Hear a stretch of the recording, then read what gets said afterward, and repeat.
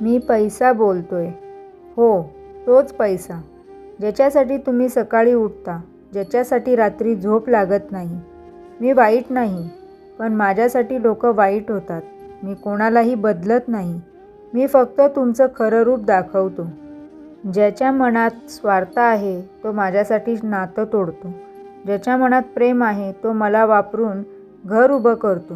तुम्ही म्हणता आता कष्ट करतो नंतर जगू, पण तो नंतर कधीच येत नाही. मी वाढतो पण तुमचा वेळ कमी होतो. मी बँकेत साठतो पण घरातली शांतता कमी होते. मी कायम कुणाचाच नाही, आज तुमच्याकडे तर उद्या दुसऱ्याकडे. तुम्ही मला पकडून ठेवता पण मी निसटतो. मी सुख देत नाही, मी फक्त सोय देतो. खरं सुख नात्यात असतं, आईच्या आवाजात, बाबांच्या प्रेमात, मित्राच्या हसण्यात असतं. तुम्ही मला देव बनवलं, माझ्यासाठी भांडता, माझ्यासाठी झोप हरवता. पण लक्षात ठेवा, मी फक्त एक कागद आहे किंवा स्क्रीनवरचा एक नंबर आहे.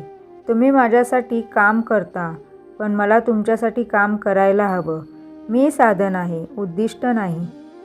आज ठरवा, तुम्ही पैशाचे मालक आहात की गुलाम.